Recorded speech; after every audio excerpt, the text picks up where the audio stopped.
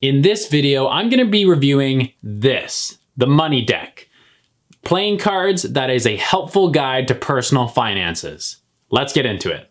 Hi everyone, I'm Mark and welcome to Money with Mark. This is the YouTube channel all about money. How we earn it, how we spend it, how we save it, and how we invest it.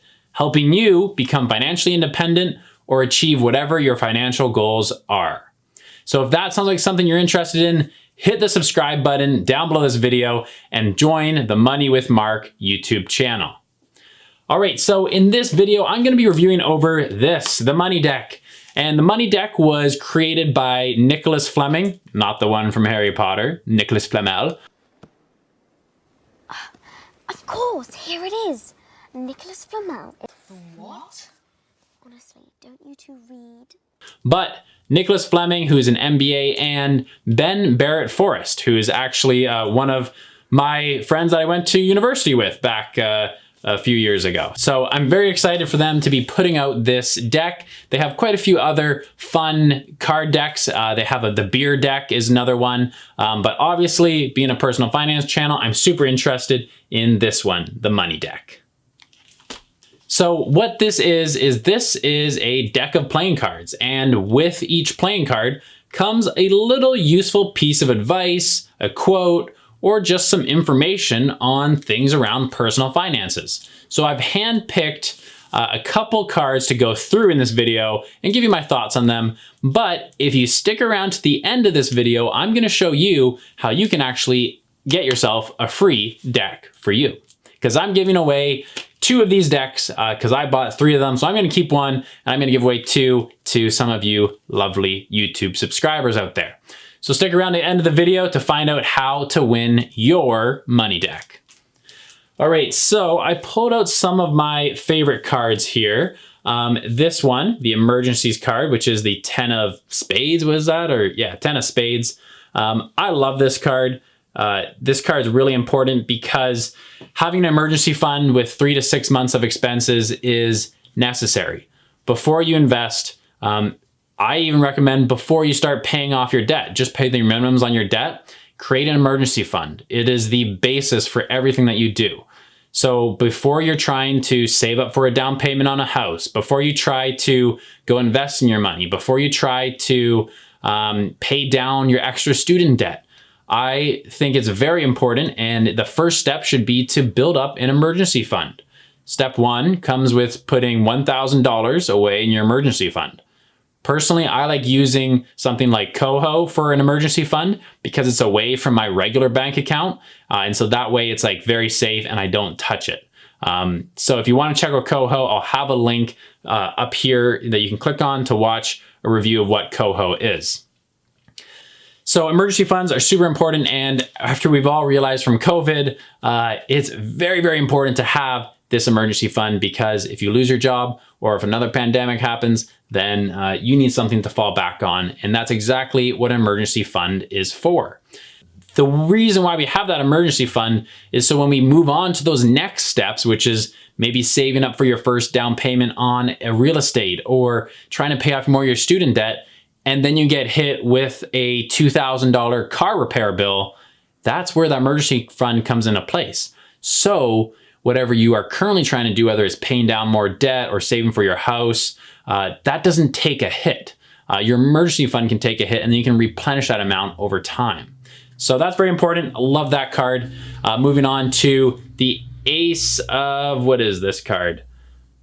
No, it's a 7 of spades. This is the supply and demand card. This is a kind of a weird card, I thought. It's in kind of economics 101 class from university. And it kind of talks about the supply and demand curves. I think it's kind of pointless, to be honest. The basic like supply and demand curve doesn't really work in real life. Let me see if I can get a focus in there. The basic supply and demand curve doesn't like really work in real life. So I'm not really sure how it applies to personal finances that much, but hey, that's okay. Inflation, I absolutely love this card. This is a great way to show what inflation is. And inflation is how they describe it with the money deck is the price of a movie ticket in the US over time. And as you can see, it goes up quite dramatically. And now inflation is not just measured in the price of movie tickets. It can be measured in all sorts of different ways. There is consumer inflation, which would be the price of a movie ticket or a carton of eggs or some bread. A lot of that stuff can be suppressed by governments that subsidize those industries. Then there's other types of inflation too, like asset inflation or debt inflation, which we've been having a lot of, especially in Canada, particularly in the housing market, where you see housing prices have been just absolutely skyrocketing. And that is a type and a result of inflation as well. It's just a different type of inflation than consumer inflation. So that's a cool way to explain inflation. Love that card. Money and happiness, the ace. I think this is a very, very important one. If you guys remember in some of my other videos, I've talked about trying to balance that need to save money and also continue living your life.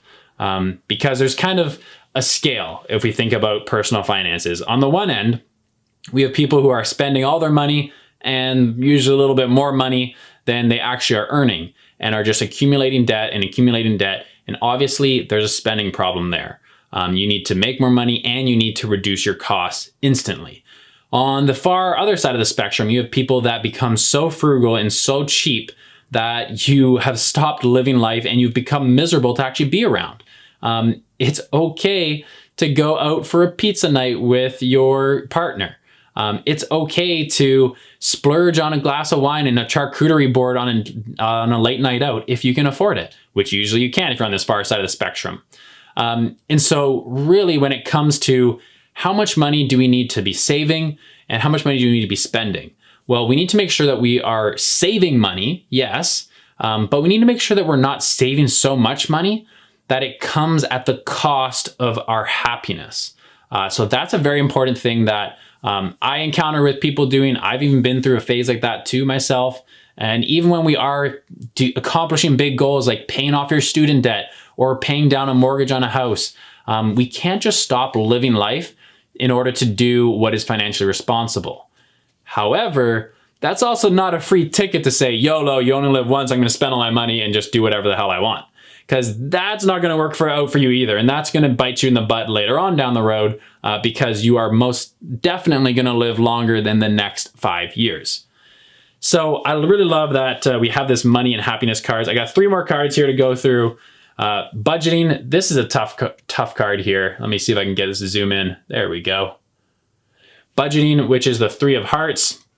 This budgeting card is actually the 50-30-20 budgeting principle, which I don't really agree with. For those of you who've been paying attention to my content pretty in detail, you know that I kind of really hate budgeting and that I have some alternative solutions for that, which if you're curious about that, you can visit the website fuckbudgeting.com. I'll link to that in the description in the comments below, and you can really get my opinions on how I think about budgeting.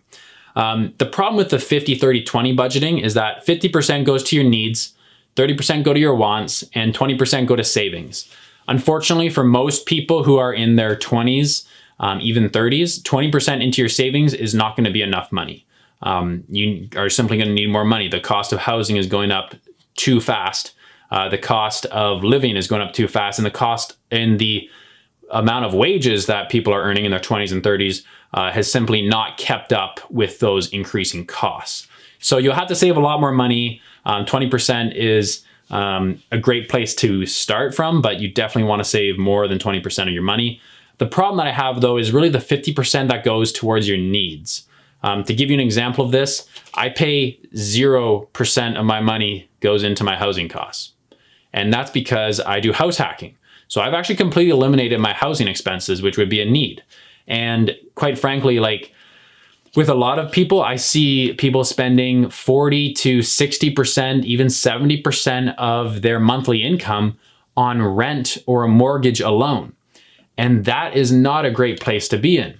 We need to really think about that. How can you be spending that large of a share of your income on rent or a mortgage? That's going to bankrupt you. You're going to be house rich and cash poor.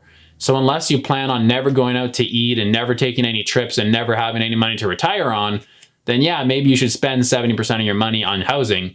But if not, you should be trying to cut those costs as much as possible.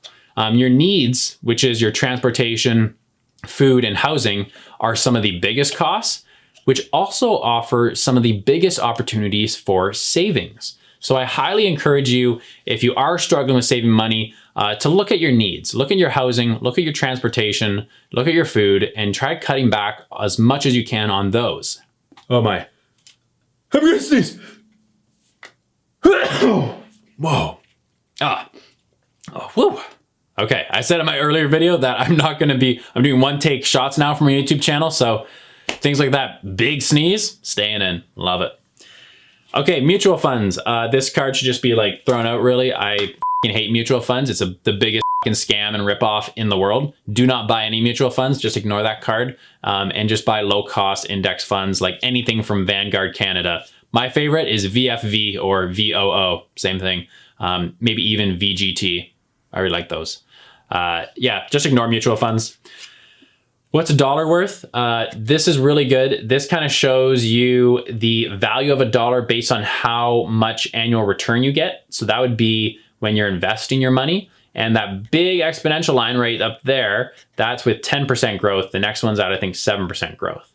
So obviously getting bigger returns is good, but you can offset that by putting in more money as early as possible into your investments. And that will also help your compound growth grow for your net worth. And then some common investing mistakes. This is a really great card because there's a lot of common investing mistakes that I can tell you for sure. So overall, I really love this playing deck. It's super playful. I love all the different information about it.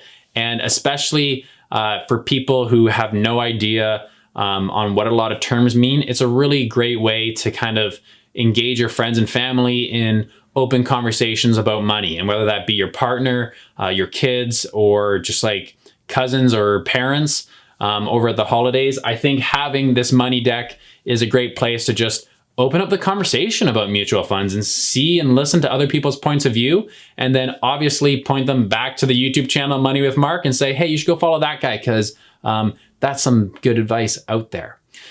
So if you want to win yourself one of the money deck, you have 3 tasks to do. Step 1, subscribe to this YouTube channel. Hit the subscribe button down below. Step 2, go over to Instagram and go to @moneywithmark and give my account a follow. And then step 3, DM me on Instagram and say, hey Mark, love the YouTube channel. I gave it a thumbs up and I would like to get myself one of the money deck. So I'm gonna do this draw in probably about a week or two's time here. And I hope you are gonna be one of the lucky winners. And so I'm really excited to do that. So go ahead and do that. And I will see you guys in the next video. Peace out.